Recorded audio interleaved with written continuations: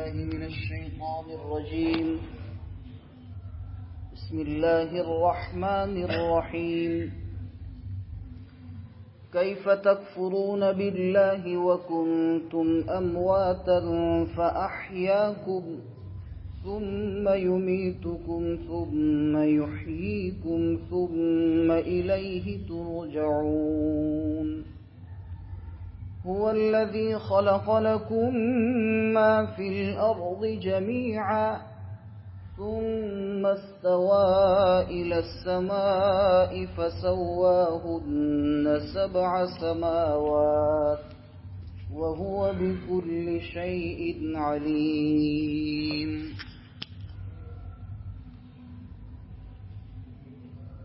کیسے تم انکار کرتے ہو اللہ کا جبکہ تم مردہ اور بے جان تھے، پھر اللہ نے تم کو زندگی بخشی، پھر اللہ تبارک و تعالی تم کو وفات دیں گے، پھر تم کو دوبارہ زندہ کریں گے، پھر اسی ہی کی جانب تم تمام واپس لوٹائے جاؤں گے۔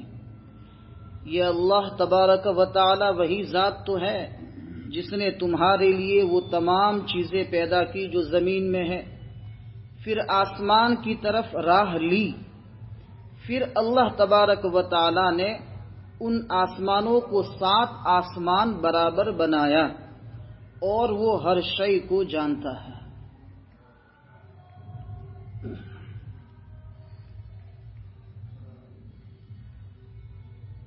قرآن کریم میں اللہ رب العزت کتنا مختصر انداز میں اور کتنا جامع انداز میں ایک بہت بڑی بات بول دیتے ہیں۔ قرآن کریم دنیا کی ایک ایسی کتاب ہے کہ اس کی تفسیریں اتنی لکھی گئی جتنی دنیا کے کسی اور کتاب کی تفسیر نہیں لکھی گئی۔ 2015 میں یا 14 میں جب موٹا حساب لگایا گیا کہ دنیا میں قرآن کریم کی کتنی تفسیریں لکھی گئی ہیں، تو 2.5 لاکھ کی تعداد معلوم ہوئی تھی، اور ابھی حال یہ ہے کہ 3 لاکھ تک اس کی تعداد پہنچ گئی۔ ایک قرآن کریم کی تفسیر لوگوں نے اتنی لکھی کہ اس کی تعداد 3 لاکھ تک پہنچ گئی، اور یہ تو موٹی گنتی ہے۔ اگر گہرائی سے دیکھی جائے تو کتنے ایسی تفسیریں ہیں کہ جو چھپ کر ابھی لوگوں کے سامنے نہیں آئی۔ اس سے انداز لگائیے کہ اللہ رب العزت کا قرآن کریم اور کلام پاک کتنا علم سے بھرا ہوا ہوگا۔ حضرت عبداللہ ابن مسعود رضی اللہ تعالی عنہ فرماتے ہیں کہ جمیع العلوم فی القرآن لیکن تقاصرت عنہ افہام الناس، کہ تمام کے تمام علوم اللہ رب العزت نے قرآن کریم میں رکھ دیے ہیں، لیکن لوگوں کے پاس اتنی سمجھ اور اتنی عقل نہیں ہے کہ ان تمام علوم کو قرآن سے نکال سکے۔ ایک آیت میں اللہ تعالیٰ نے پوری زندگی کا خاکہ بیان کر دیا، یعنی ابھی آپ پیدا بھی نہیں ہوئے وَكُنْتُمْ أَمْوَاتًا میں، اور یہ آیت جب پوری ہوتی ہے ثُمَّ إِلَيْهِ تُرْجَعُونَ، تو گویا کہ آپ حشر تک پہنچ گئے،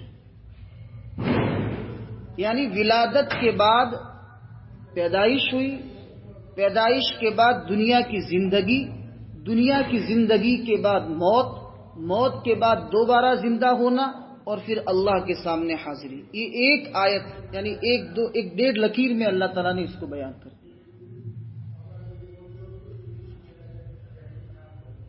تفسیر میں ایک بہت مشہور تفسیر ہے التفسیر الکبیر للامام الفخر الرازی۔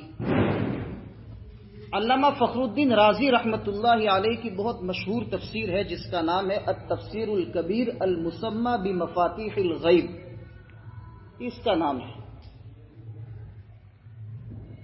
تو کچھ علماء کے درمیان میں وہ بیٹھے ہوئے تھے، علامہ رازی رحمۃ اللہ علیہ، تو علامہ راضی رحمۃ اللہ علیہ نے ایسا فرمایا کہ مجھے ایسا لگتا ہے کہ قرآن کریم کی سورہ فاتحہ میں 10,000 مسائل ہوں گے. قرآن کریم کی سورہ فاتحہ میں 10,000 مسائل ہوں گے. تو دوسرے علماء نے ان کا مذاق اڑایا، کہا کہ سورہ فاتحہ 7 آیتیں ہیں اور اس میں 10,000 مسائل. علامہ راضی رحمۃ اللہ علیہ اس کی تفسیر لکھنے کے لیے بیٹھ گئے تو صرف اعوذ باللہ من الشیطان الرجیم سے 10,000 مسائل نکال دی. صرف اعوذ باللہ من الشیطان الرجیم سے. انداز لگائیے کہ اللہ کے کلام میں کیسا علم بھرا ہوا ہوگا، اور اللہ تبارک و تعالی نے کیسے علماء اور کیسے مفسرین پیدا کیے ہیں کہ انہوں نے ایک ایک آیت سے ہزاروں مسائل نکال دیے.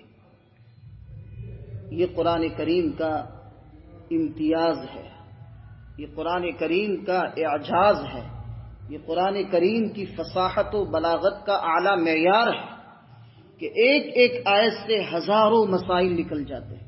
یہ تو ایک انسان کے علم کے مطابق، ورنہ ایسے علم والے اگر کئی بیٹھ جائے تو پتہ نہیں کتنے مسائل نکال لیں گے.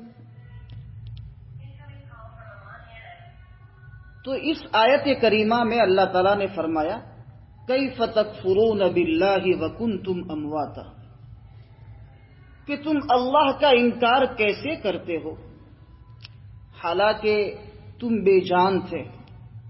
پھر اللہ نے تم کو دوبارہ، یعنی اللہ تعالیٰ نے تم کو زندہ کیا، پھر یہی اللہ تم کو وفات دے گا، پھر تم کو زندہ کرے گا، پھر اسی ہی کے پاس تم واپس جاؤں گے. تم بے جان تھے، یعنی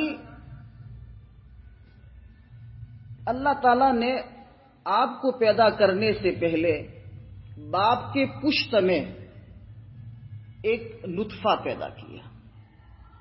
وہ باپ کے پشت سے وہ نطفہ منتقل ہو کر مادر یعنی ماں کے رحم دانی میں گیا، اور یہ وہ ذرات ہے کہ جس کو اگر کپڑے پر بھی لگ جائے تو انسان کو گھن محسوس ہوتی ہے، اور اس کو شریعت یوں کہتی ہے کہ اس کو آپ کے کپڑے پر لگائے تو اس کو دھونا واجب. اللہ نے ایسی شے سے، بے جان چیز، نطفہ بے جان چیز، بے جان چیز سے تو پھر اسی کو پشتے پدر سے یعنی باپ کے پیٹ سے منتقل کر کے رحم مادر تک پہنچا کر اللہ تبارک و تعالی نے ماں کے پیٹ میں 9 ماہ رکھ کر ایک خوبصورت انسان کی شکل میں تم کو پیدا کیا. امواتن فاحیاکم، پھر اللہ نے تم کو دنیا کی زندگی عطا فرمائی. یہ اللہ جو تمہارے ساتھ اس طریقے کا معاملہ کرتا ہے، اے کفار اور اے مشرکین، تم اس اللہ کا انکار کرتے ہو، اس اللہ کی طرف سے بھیجے ہوئے رسول کا انکار کرتے ہو، اس اللہ کی طرف سے اتارے ہوئے کلام پاک کا انکار کرتے ہو. تمہارے ساتھ تو اللہ تبارک و تعالیٰ کی یہ احسانات ہے، اور حق تو یہ تھا کہ ان احسانات کا شکریہ بجا لاتے اور اللہ رب العزت کے سامنے سجدہ ریز ہو جاتے. تم تو بجائے سجدہ ریز ہونے کے تم تو اللہ تبارک و تعالی اور رسول اور اللہ کی کتاب کا انکار کرتے. انکار کر کے جاؤں گے کہاں؟ دنیا کی زندگی میں تم مست و مگن ہو، تم اپنے اختیار کی زندگی جی رہے ہو، لیکن دنیا میں آنے والا مرتا ہے. پھر مر کر کہاں آئے گا یہ بھی سن لو کہ یہی اللہ نے تم کو اگر زندگی دی ہے تو وہ زندگی کو ختم کرنے والی ذات بھی اللہ کی ہے، اور اللہ تم کو وفات دے گا، موت دے گا، اور پھر اس کے بعد اللہ تم کو دوبارہ زندہ کرے گا. کفار مکہ میں سے ایک شخص تھے، بہت بڑے کافر، نضر ابن الحارث، اور ایک قول کے مطابق امیہ بن خلف الجمحی، بڑے بڑے مکہ کے کافر لوگ تھے سب. ایک مردار کی ہڈی لے کر نبی کریم صلی اللہ علیہ وسلم کی خدمت میں آئے، اور آپ صلی اللہ علیہ وسلم کے سامنے وہ ہڈی کو ایسے یوں کر کے ریزہ ریزہ کیا، ایسے آپ صلی اللہ علیہ وسلم کے سامنے ریزہ ریزہ کیا، اور پھر کہا کہ اب یہ ہڈی ریزہ ریزہ ہو گئی، اب تم یوں کہتے ہو کہ اسی مردار کی ہڈی کو اللہ تعالیٰ دوبارہ زندہ کریں گے، یعنی اس شخص کو جس کی ہڈی ہے اس کو دوبارہ زندہ کریں گے۔ اللہ تعالیٰ نے فرمایا، تو اس وقت اس نے یوں کہا کہ میں یحیی العظام وہی رمیم، یہ اس ہڈی کو کون دوبارہ زندہ کرے گا، یہ تو چورے چورا ہو گئی۔ تو اللہ تبارک و تعالیٰ نے فرمایا قل یا محمد، ایسا کہو، اس کو جواب دو، یحییھا الذی انشأھا اول مرہ، اس کو وہی ذات دوبارہ زندہ کرے گی جس ذات نے اس کو پہلی مرتبہ زندہ کیا ہے۔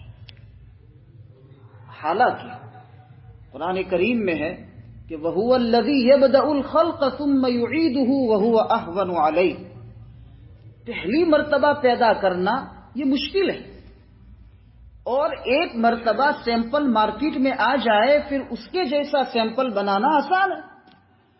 تو جب تم کچھ نہیں تھے، اللہ نے بہترین شکل کا انسان بنا کر آپ کو دنیا میں بھیج رہا ہے اللہ تبارک و تعالی، تو آپ کا ایک سیمپل تیار ہو چکا ہے۔ تو بغیر کسی مادے کے، بغیر کسی سیمپل کے اللہ نے اتنا خوبصورت سیمپل بنایا، جب سیمپل کا نمونہ سامنے آ گیا تو پھر دوبارہ زندہ کرنا اور دوبارہ ایسا پیدا کرنا آسان نہیں ہے؟ آسان ہے۔ اللہ تعالیٰ فرماتے ہیں کہ وہی ذات جو ابتداءً پیدا کرتی ہے وہ انتہاءً بھی پیدا کرے گی، وَهُوَ أَهْوَنُ عَلَيْهِ، اور یہ تو اللہ پر آسان ہے، کھیل ہے، اللہ کے لیے کوئی چیز مشکل نہیں ہے۔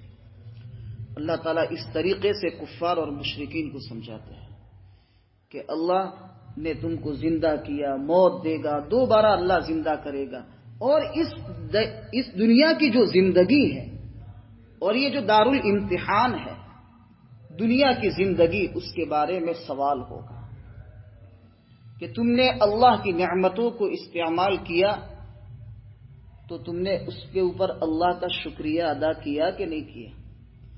اللہ رب العزت نے تم پر احکام فرض کیے تھے، ان احکام کو ادا کیا کہ نہیں کیا؟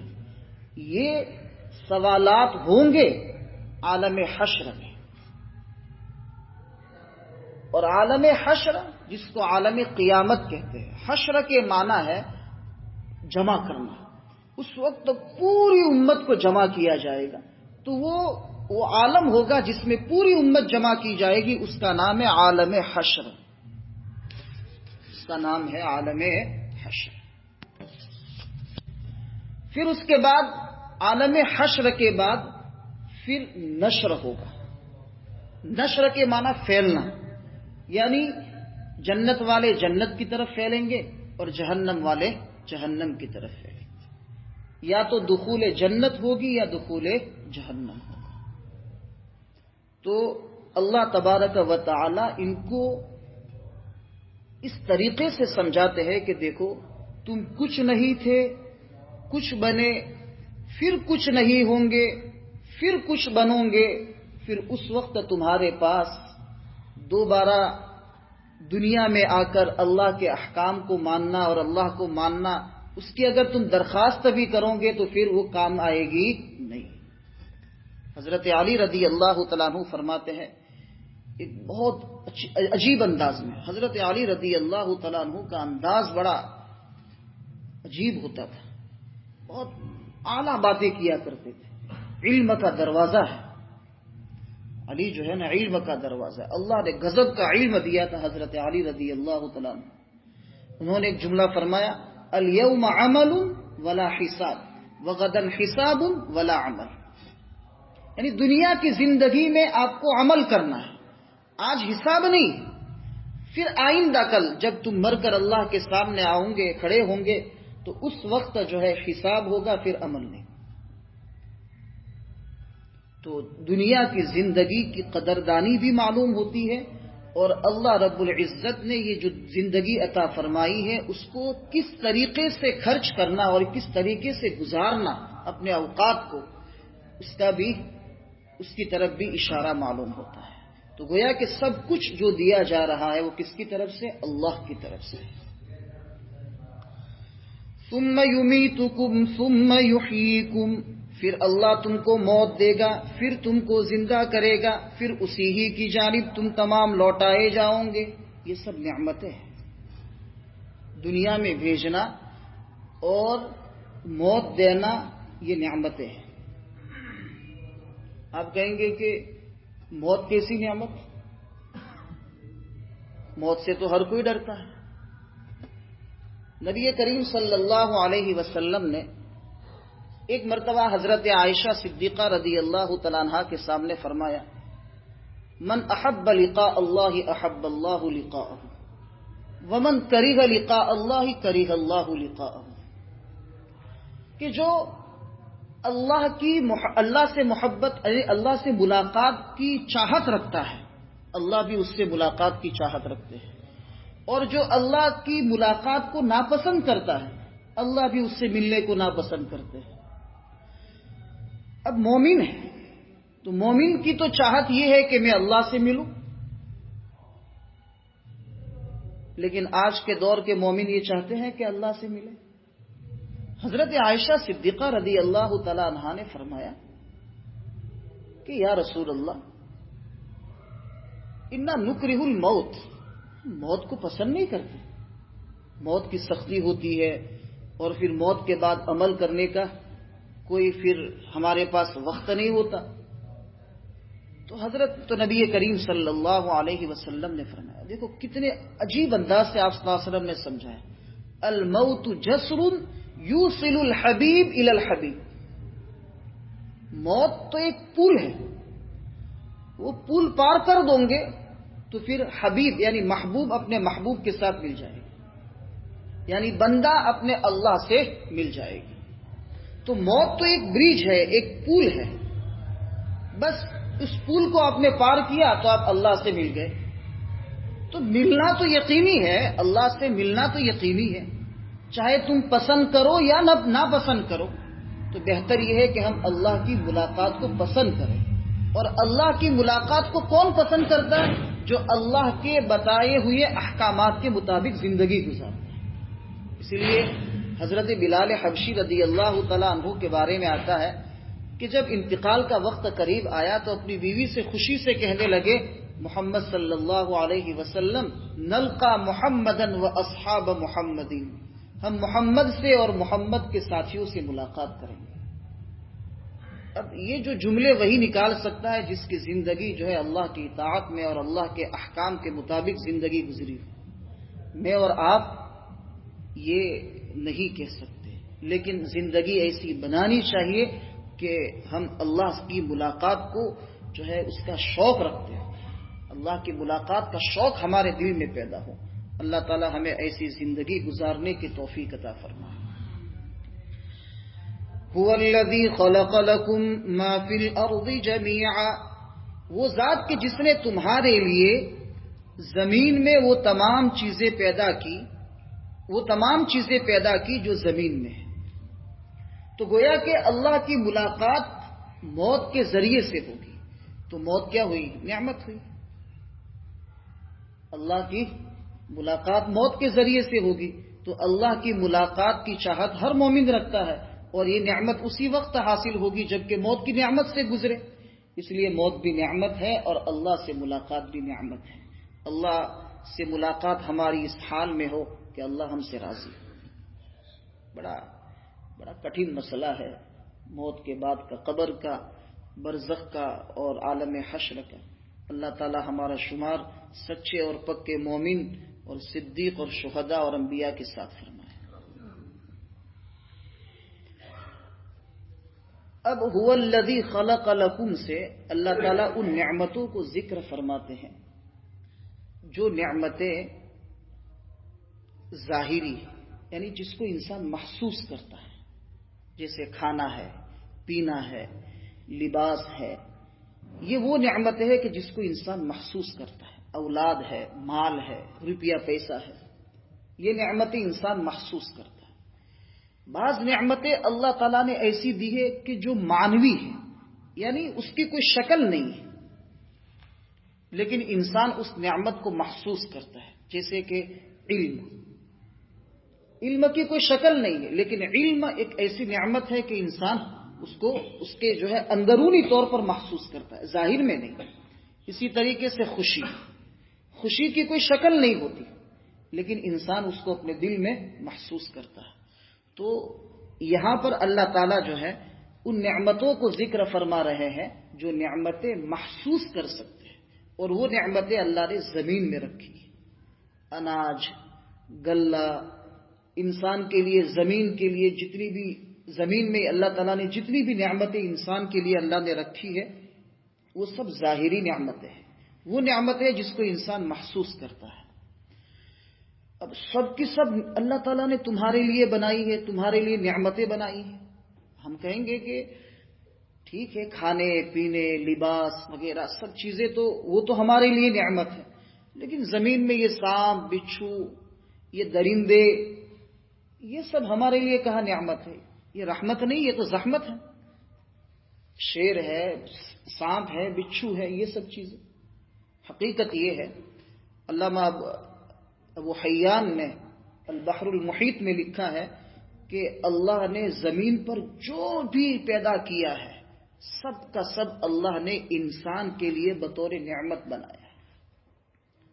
سانپ، بچھو، زہریلے جانور، اسی طریقے سے درندے، یہ سب انسان کے لیے نعمت ہے۔ پھر اس کے بعد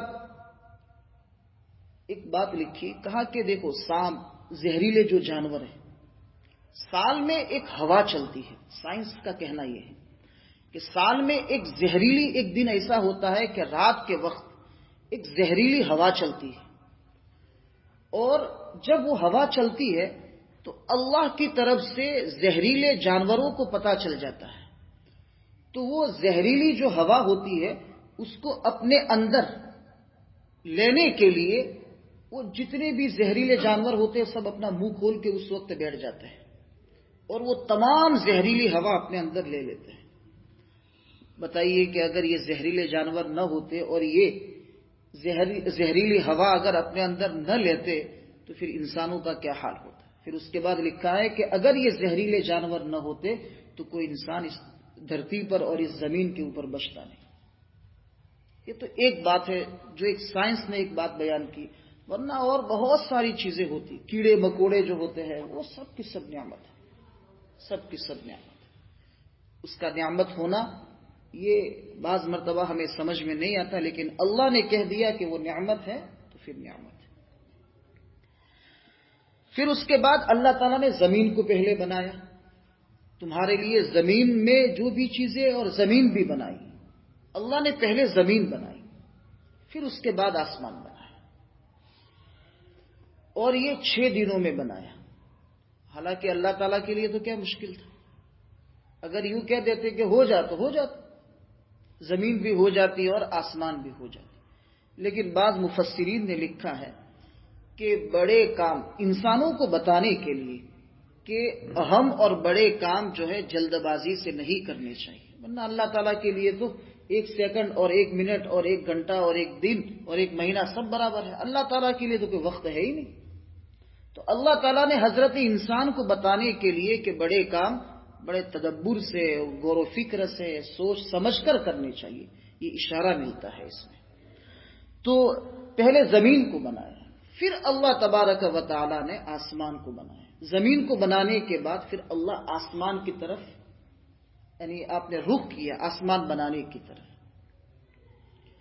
پھر اللہ تعالیٰ نے 7 آسمان بنائے، اور کیسے بنائے کہ دنیا مل کر ایک چھت نہیں بنا سکتی جو بغیر ستون والی ہو، اور اللہ نے اتنے بڑے بڑے آسمان بنا دیے۔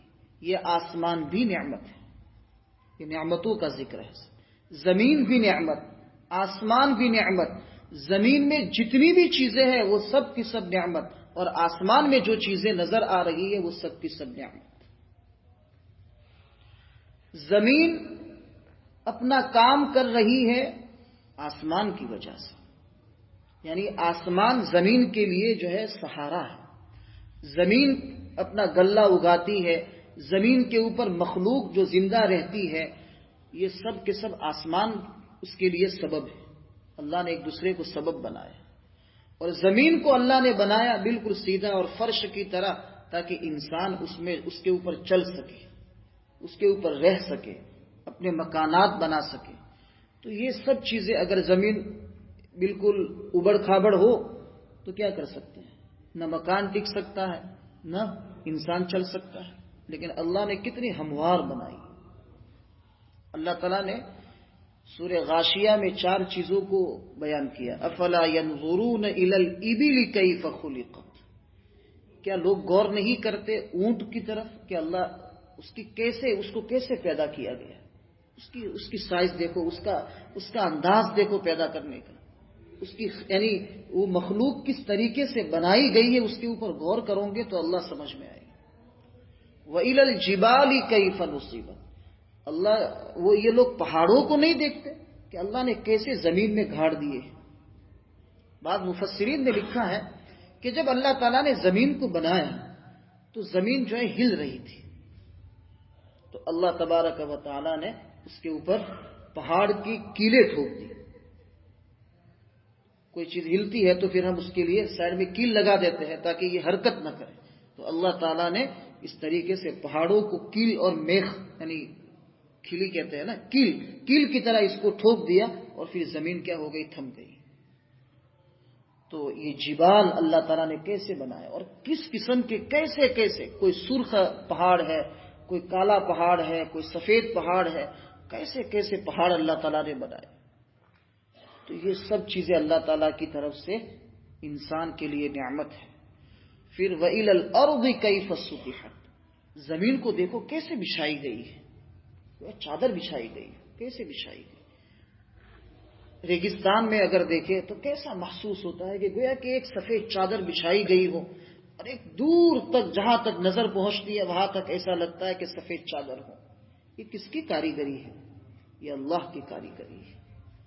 اور وَإِلَى الْأَرْضِ وَإِلَى الْجِبَالِ اور إِلَى الْإِبِلِ، اور چوتھی چیز ہے وَإِلَى السَّمَاءِ، یہ آسمان۔ اللہ افلا ينظرون الى الابل كيف خلقت والى السماء كيف رفعت، آسمان کو دیکھو کیسے بلند کیا گیا ہے۔ دنیا کی کوئی چھت ایسی نہیں ہے کہ بغیر ستون اور بغیر سہارے کے کھڑی ہو، لیکن اللہ تبارک و تعالی نے آسمان کو بغیر ستون کے اس کو کھڑا کیا ہے۔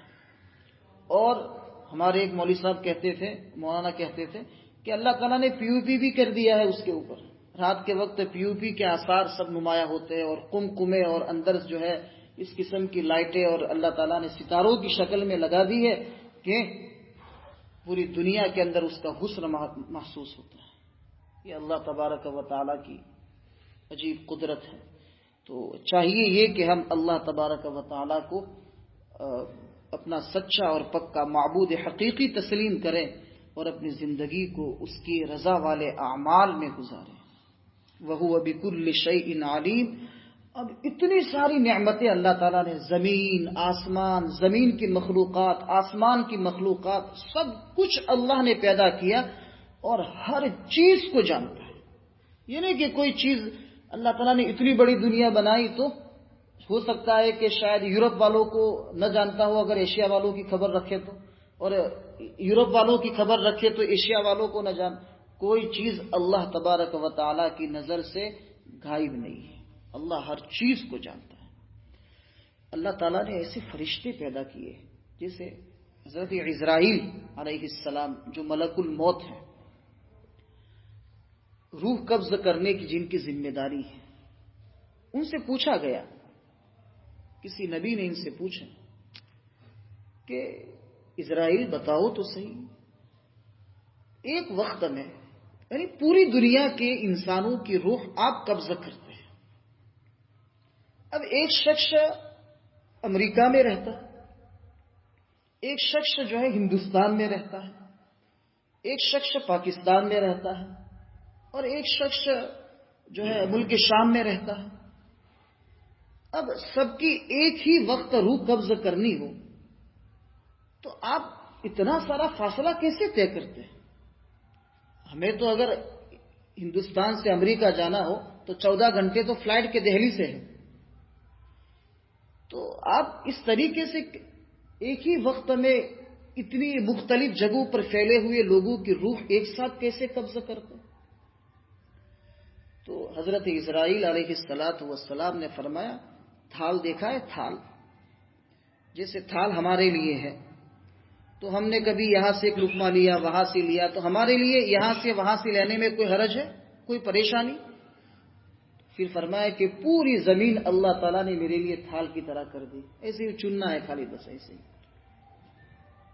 اب اللہ کی قدرت اتنی، اللہ تبارک و تعالیٰ کی قدرت کا ظہور فرشتے میں اتنا ہے، تو پھر اس فرشتے کو پیدا کرنے والی ذات کی قدرت اور اس کی طاقت کیسی ہوگی؟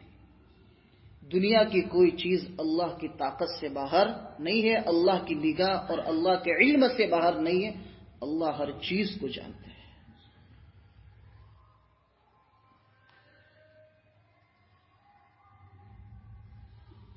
سبحان ربک رب العزة عما یصفون وسلام علی المرسلین والحمد للہ رب العالمین۔